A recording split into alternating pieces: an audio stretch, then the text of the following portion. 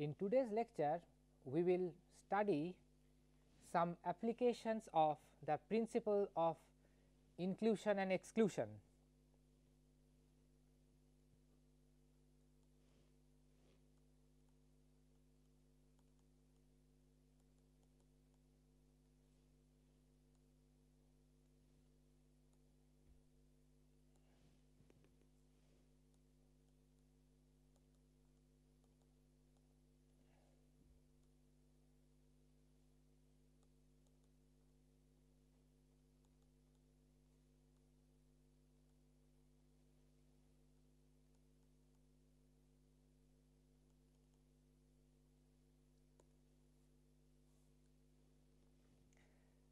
Now, first let us look at this example, which is based on the sieve of Eratosthenes. Now, the Greek mathematician Eratosthenes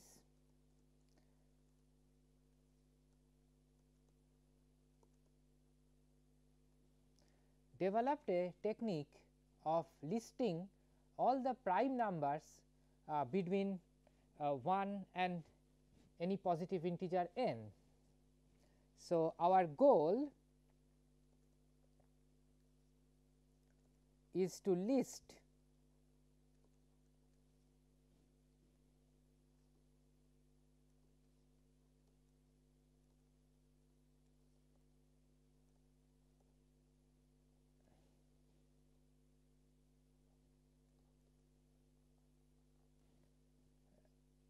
all the prime numbers between the number 1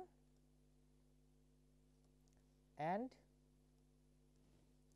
a positive integer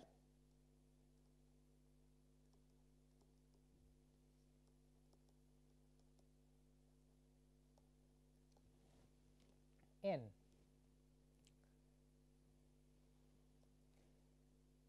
The procedure is as follows.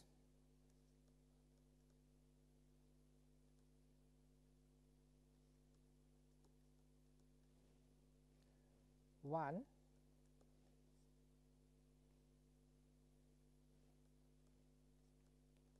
remove all the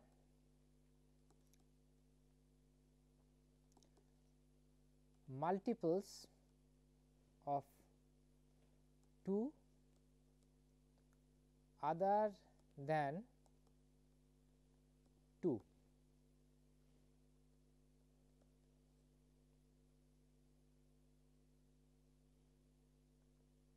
Keep the first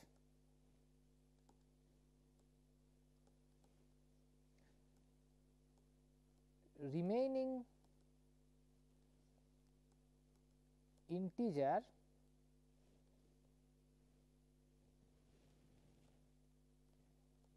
exceeding 2, which is the prime number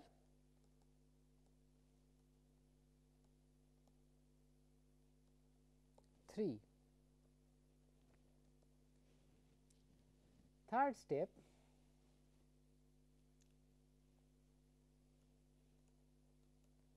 remove all the multiples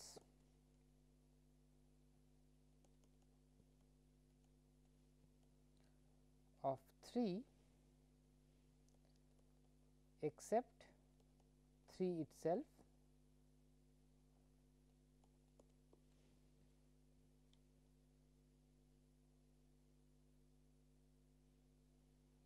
Four, keep the first remaining integer exceeding 3, which will be the prime number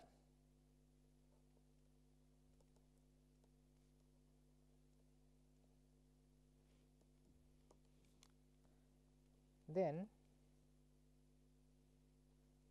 remove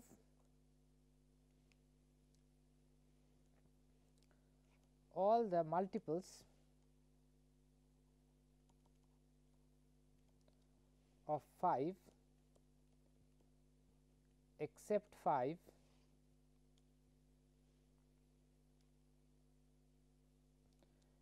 we have to continue in this way. What happens is that if we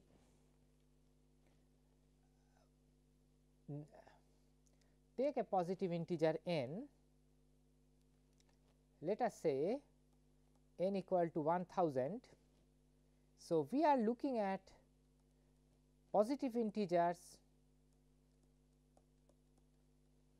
from 1 to 1000, and if we keep on repeating this process, then ultimately we will be left with the prime numbers between 1 to 1000. Now, our problem is derived from this method, which is called the sieve of Eratosthenes. So, let us look at the problem.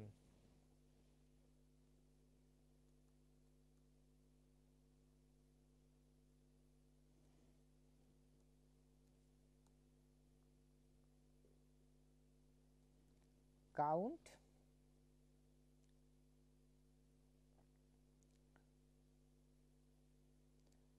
the number of integers between 1 and 1000 which are not divisible by 2, 3, 5 and 7.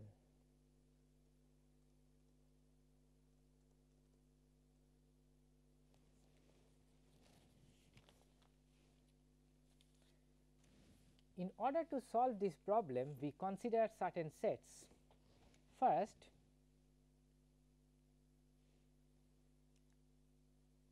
let U be the set of integers x such that 1 less than or equal to x less than or equal to 1000.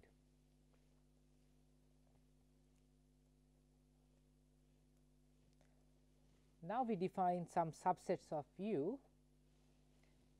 A1 equal to the set of elements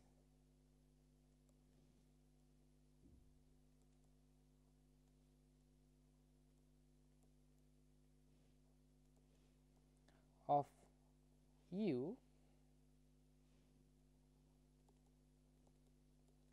divisible by 2. A2 the set of elements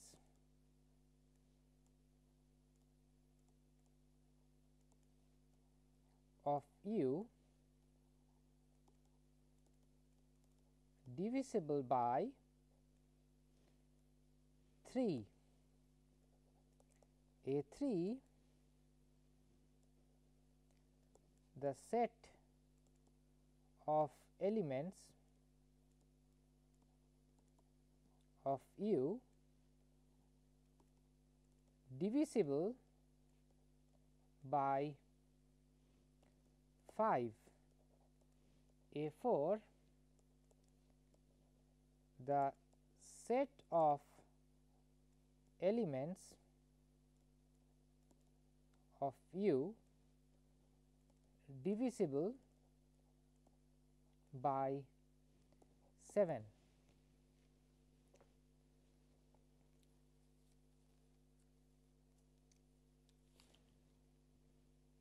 Now, we are looking at the set of integers between 1 and 1000 which are not divisible by 2, 3, 5 and 7. We have in the beginning constructed 4 sets which are in fact subsets of U, the integers between 1 and 1000, namely A1, A2, A3, A4, where A1 consists of all the elements which are divisible by 2, A2 the set of elements divisible by 3, A3 elements divisible by 5 and A4 elements divisible by 7. Now, if we consider the set A1 complement, this is the set of all the elements in U which are not divisible by 2. A2 complement is a set of all elements of U not divisible by 3. A3 complement is a set of all elements of U not divisible by 5, and A4 complement set of all elements of U not divisible by 7. Now, that means that our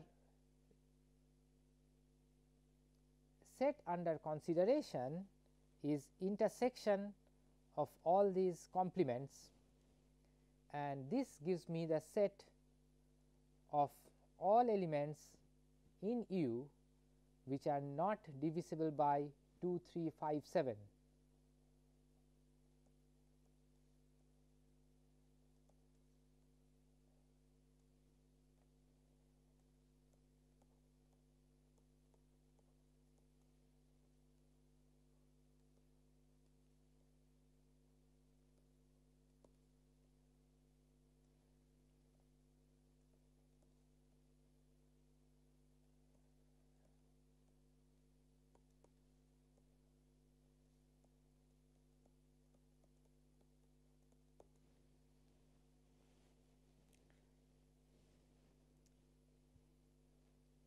Now, we can process this a little further by considering this.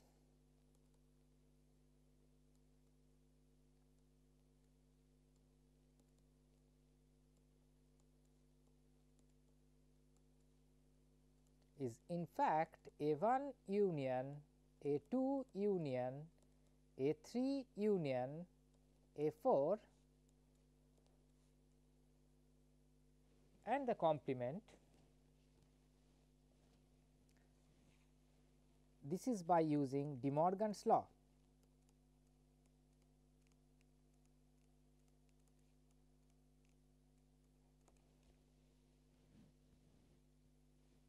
So, the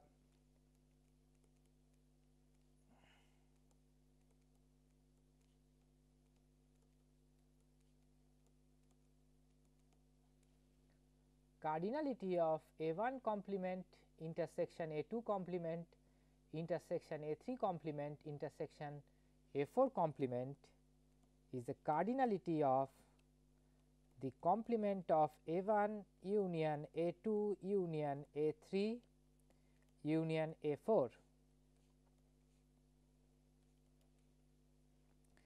which in turn is equal to the cardinality of U, which is the universal set, minus the cardinality of A1 union A2 union A3 union A4.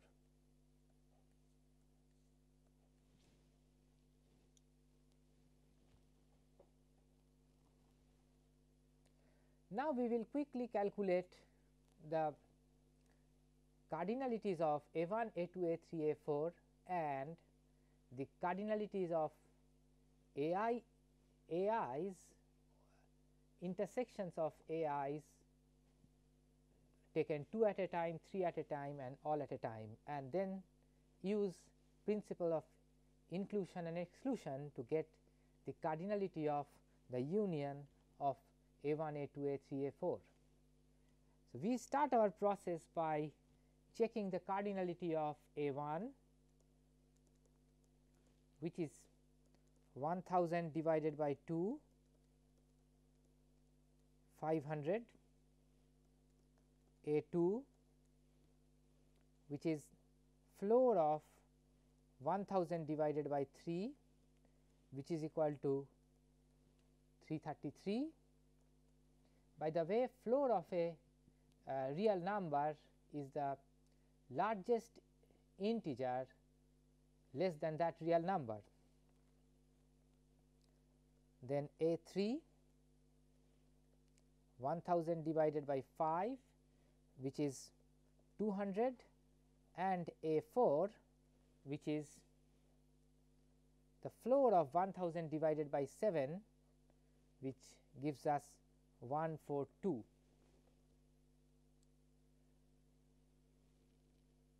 Then we take intersections of AI's for distinct i's taken 2 at a time. So, we get A1 intersection A2 is equal to floor of 1000 divided by 6, because if a positive integer is divisible by both 2 and 3, then of course, it is divisible by 6 and the converse. Therefore, we will have 166 A1 intersection A3. This gives me 1000 divided by 10, which is 100, and A1 intersection A4, which is floor of 1000 divided by 14, which is equal to 71. Then A2 intersection A3,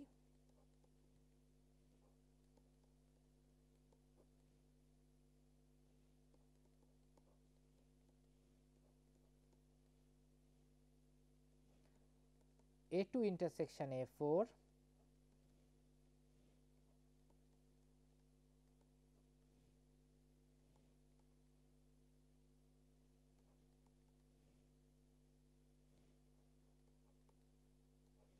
and lastly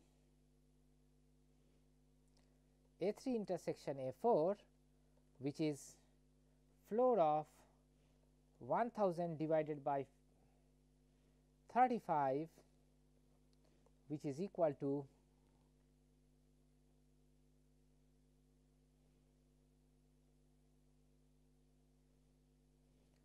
28.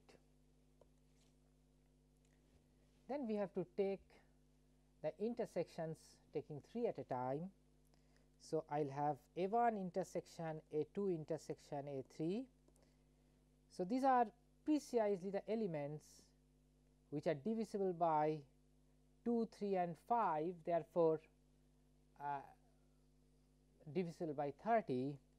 So, therefore, it will be 1000 divisible by 30 divided by 30, floor of that which is 33. Then I have got A1, A3, A4, which is 1000 divided by 70, which is equal to 14, and we have A1, A2, A4, which is 1000 divided by 42, which is equal to 23, and finally A1, this will be A2, A3 and A4, which is floor of 1000 divided by 105. So, it is 9, and the last one taking 4 at a time is, and we can check that this is just the number 4.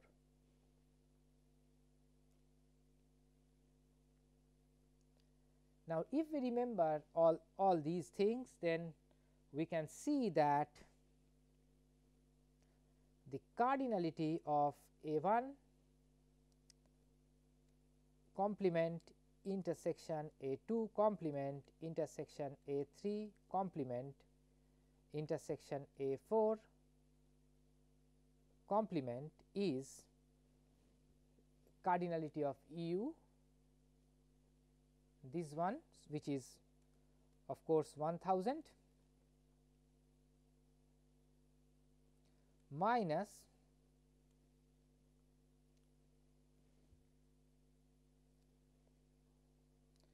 cardinality of A1 500 plus cardinality of A2 333 plus 200 plus 142. These are the cardinalities of A1, A2, A3, A4. Then subtract from this one the cardinality of A1 intersection A2, which is 166, minus 100, minus 71, minus 66, minus 47, minus 28, and then we start adding. We add 33, add 14, add 9,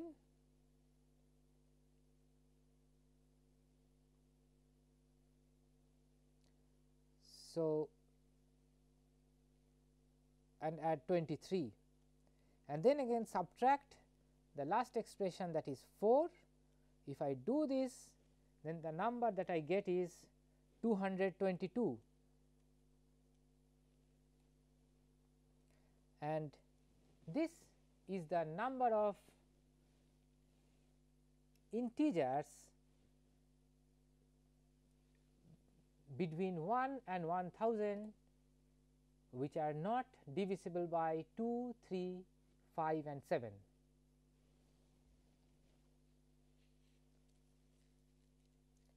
Thus, in this example we see how we are using the principle of inclusion and exclusion to count some number of some things.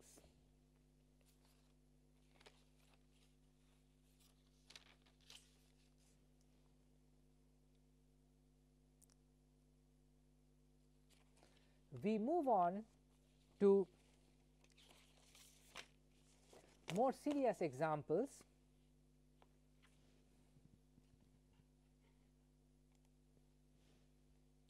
And this example involves Euler's phi function.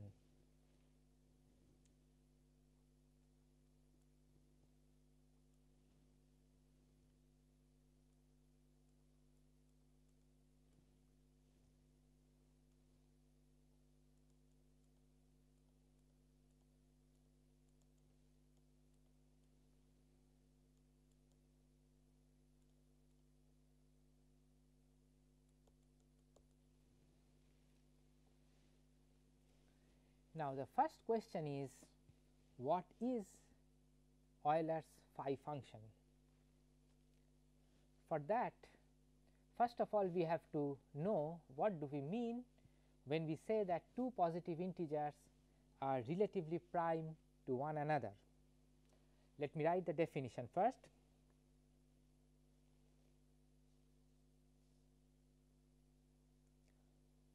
Two positive integers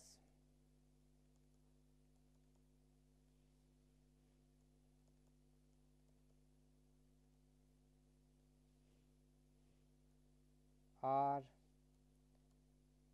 said to be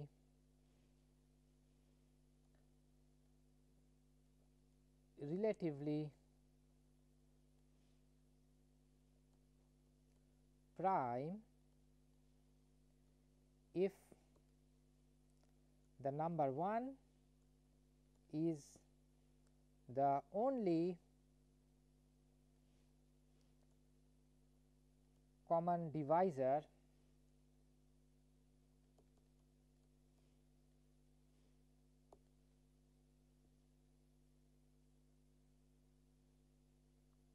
that they have.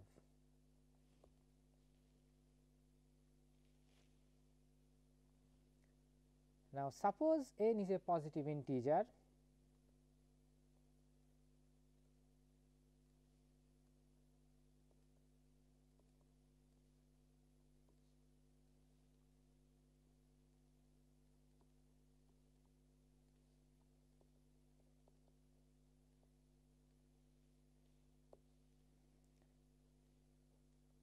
phi n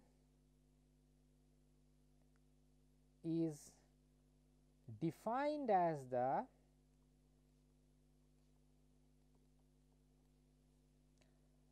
number of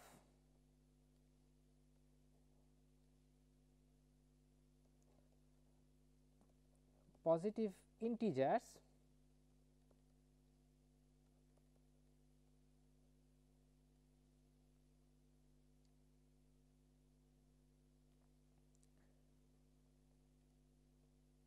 greater than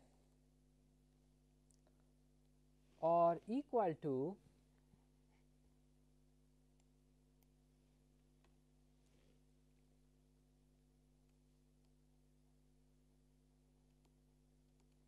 one and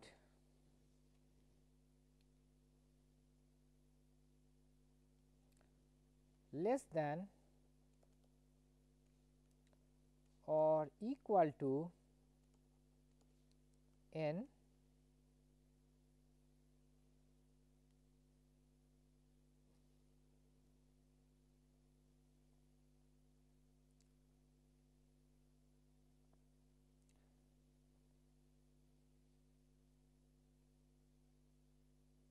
which are relatively prime to n.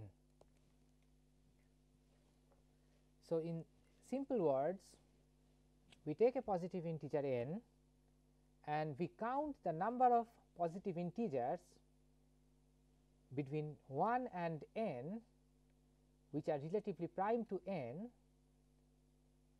and this number is called the phi n.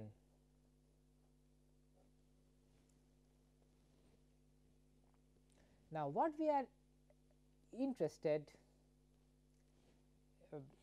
here is to get an expression of phi n which does not seem to be very easy. If we start checking some small examples, then we see that phi 1 is of course 1, phi 2 is also 1, phi 3 is 2, phi 4 is also 2, because the positive integers less than 4 is 1, 2, 3 and 4. Here 1 is of course relatively prime to 4, 2 is not relatively prime to 4 and 3 is relatively prime to 4, and of course 4 is not relatively prime to 4. So, we have got, we say phi 4 is 2, then phi 5 is 4, and so on. So, as such there is no direct pattern that is obvious. So, we have to find out an expression of phi if at all it exists.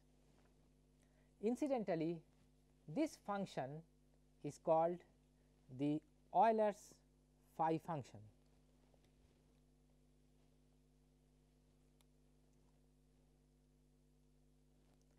Now, suppose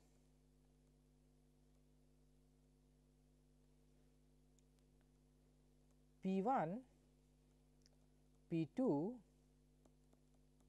up to Pk are the distinct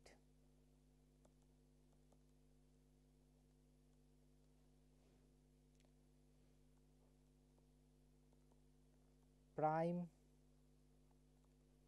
divisors of n. We consider the universal set 1, 2 up to n and denoted by u. We also consider a set like this A sub I, which is the subset of u consisting of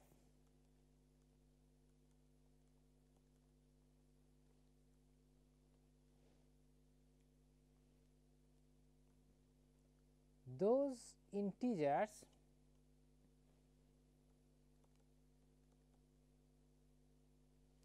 divisible by Pi.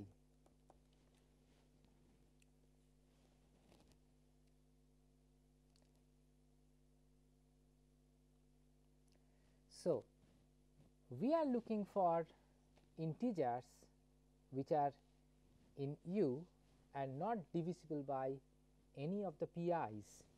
Therefore, phi n is equal to cardinality of A1 complement intersection A2 complement intersection and continued in this way up to AK complement. We can manipulate and get this equal to u minus cardinality of u minus A1 union A2 union and so on up to AK.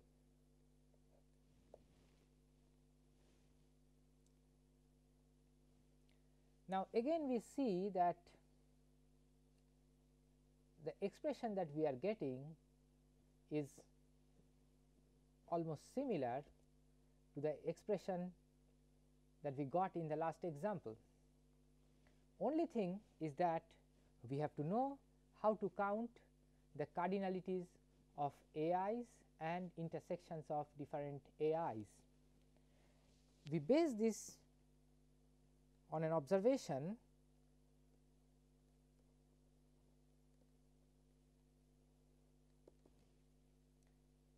if D divides n,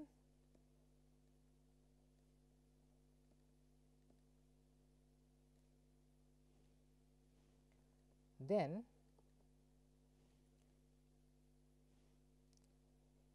there are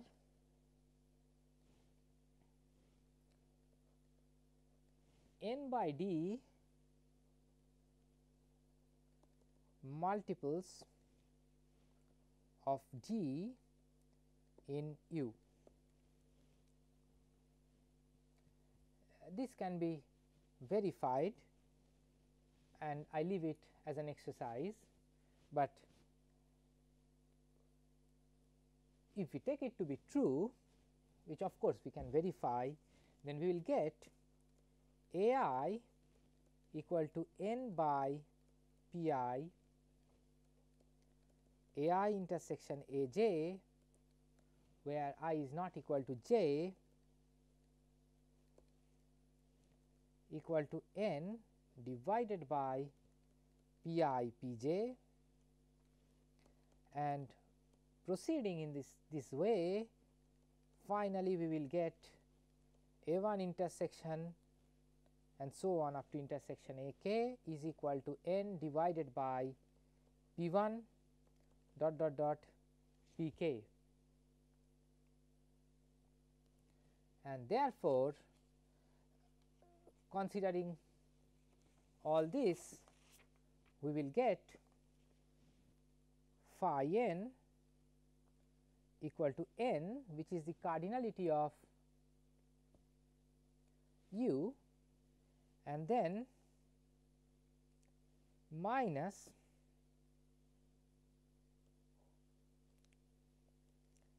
sigma I equal to 1 to k n by P I.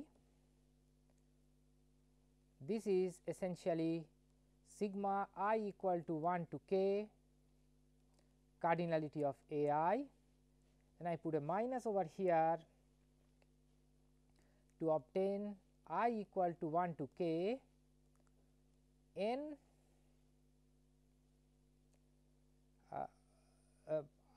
I have to put I equal to 1 to k and j also equal to 1 to k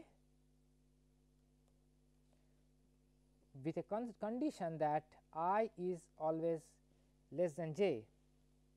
So, this is P I P j, and we will proceed in this way to ultimately the last expression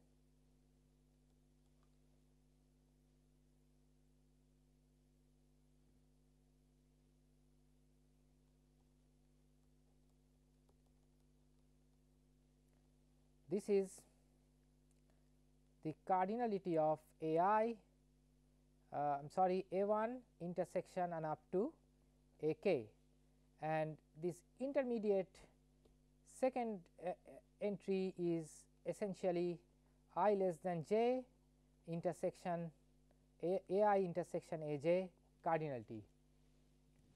Thus, we have basically used the pigeonhole I am sorry we have basically used the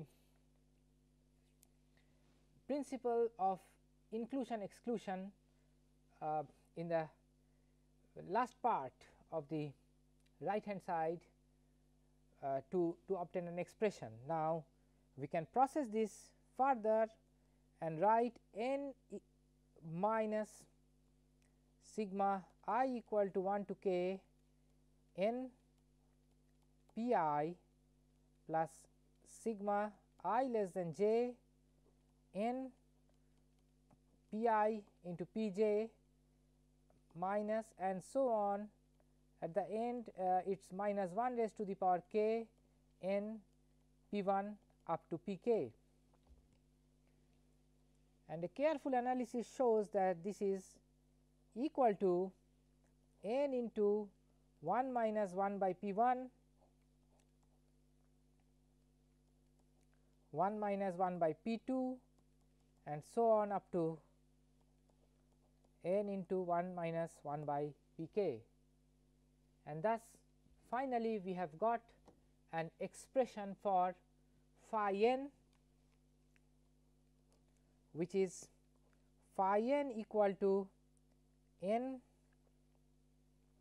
into 1 minus 1 by P 1, 1 minus 1 by P 2 and so on up to 1 minus 1 by P k, where n is equal to P 1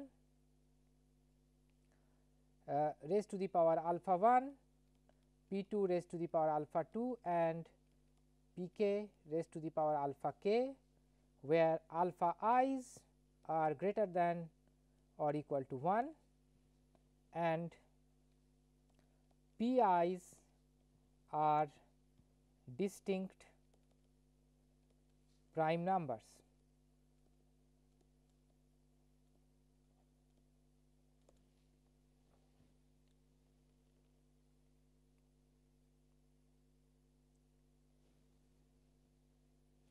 Euler's phi function plays an important role in number theory and many other applications of number theory.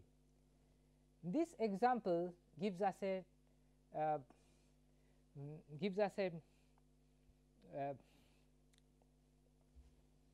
uh, uh, an instance where the principle of inclusion and exclusion gets used in finding out a very fundamental function of number theory, which is the Euler's phi function. Next, we will talk about counting certain kind of permutations by using the principle of inclusion and exclusion.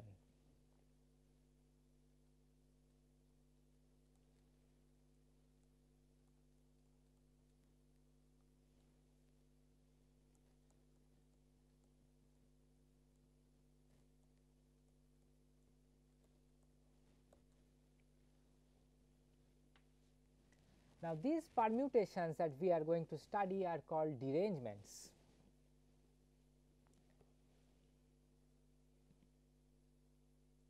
Let me start by defining derangements. Among the permutations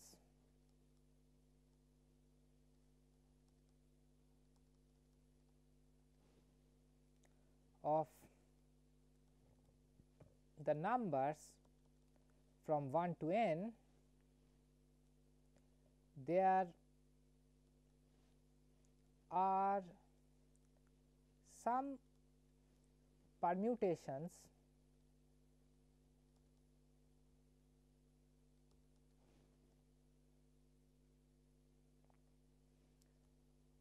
in which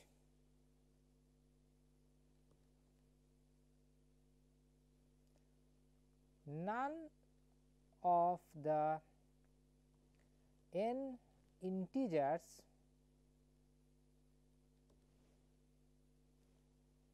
appears in its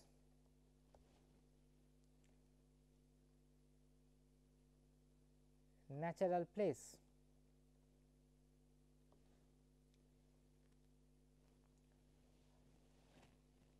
Now, these permutations are called derangements.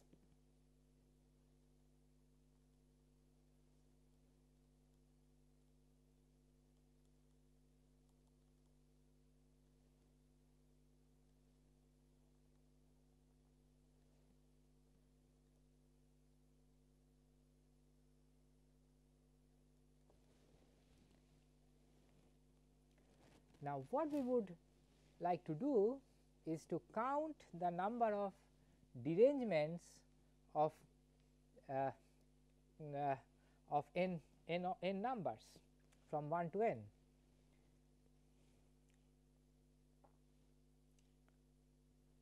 Suppose dn is equal to the total number of derangements on the set 1 to up to n. Now, just like the previous examples, we are going to define some sets. So, in general, we define A I equal to the set of all the permutations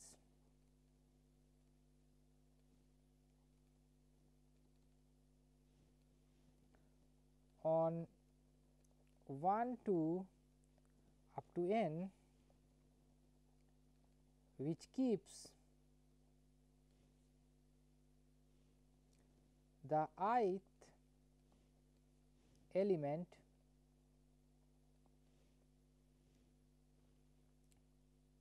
namely I in its natural place.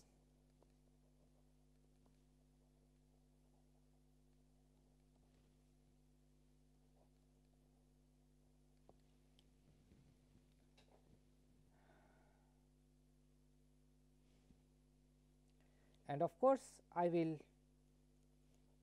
move I from 1 to up to n.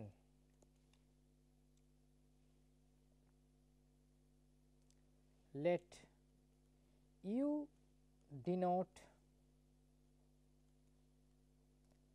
the set of all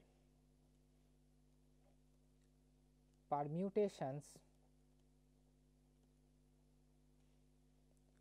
on 1 to up to n. Just to recall that this means that U is the set of all 1 to 1 onto functions from 1 to up to n to 1 to up to n.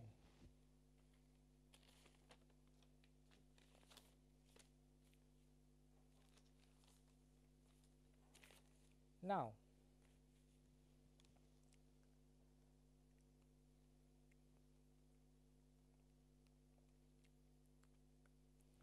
from the discussions that we have done before, it is now clear that dn is equal to A1 complement intersection A2 complement intersection and so on up to an complement, and which again in exactly similar way as before can be written as cardinality of U minus cardinality of A1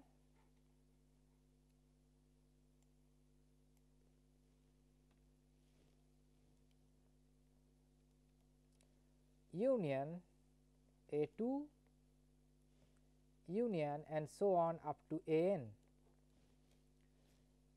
We know that the cardinality of U is factorial n, and therefore, we have to just find the cardinality of A1 union and so on up to cardinality of an.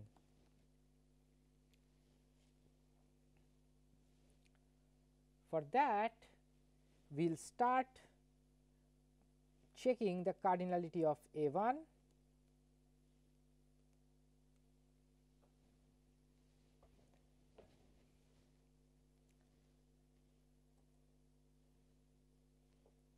which is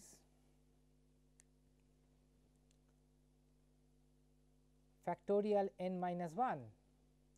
The reason is that when I am counting the number of permutations or the number of arrangements that I can make out of elements from 1 to n, where first element is in the first position, then I can move around the other n minus 1 elements in any way I like. So, I can do that in factorial n minus 1 ways. Therefore, cardinality of A1 is factorial n, and the question is that how many AIs are there? There are n choose 1 many, that is n many AIs. So, cardinality of A2 is going to be also n minus 1 and so on up to cardinality of an is equal to n choose n minus 1. Therefore, if I am considering the cardinality of the union A1 union an, the first term which is sigma I equal to 1 to n cardinality of AI, this will be n choose 1 n minus 1, that is n into cardinality of n minus 1, because all the ai's have the same cardinality. The second term is going to be I less than j ai intersection aj. Now, the question is that how many times I can choose these two distinct ai's from n distinct ai. So, that number of times is n choose 2. Then the question is that what is the cardinality of ai intersection aj, and that happens to be n minus 2 factorial, because after all I am fixing the ith element to the ith place and jth element to the jth place. So, I have got n minus 2 many elements left which we can move around anywhere like. Therefore, we will get n choose 2 into factorial n minus 2, and then further on I will have n choose 3 factorial n minus 3 and so on, and at the very end I am going to get minus 1 raised to the power n minus 1 into n choose n of 1.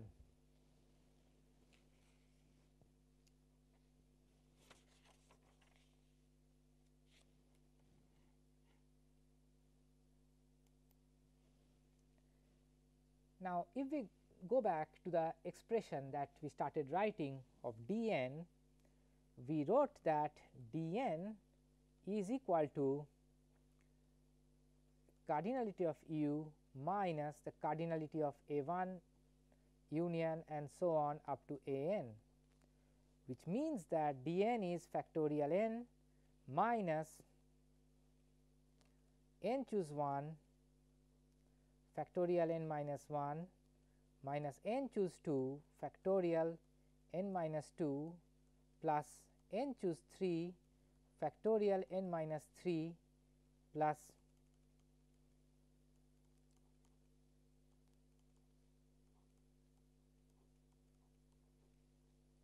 which is equal to factorial n minus n choose 1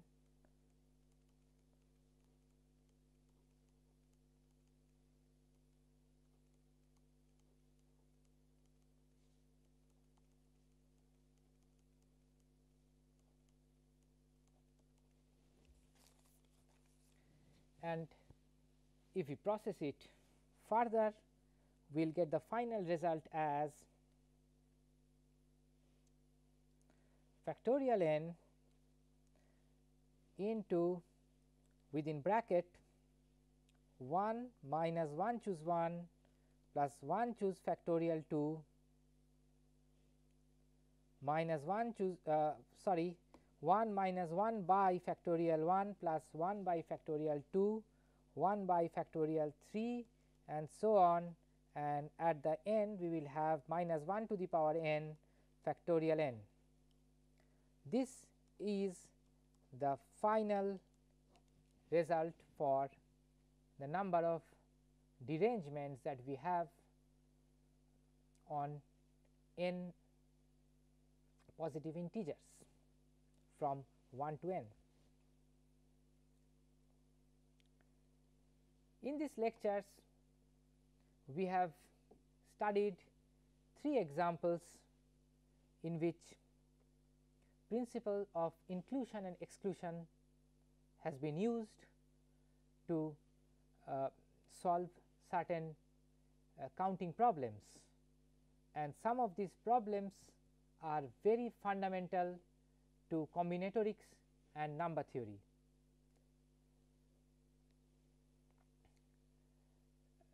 We stop the lecture now. Thank you.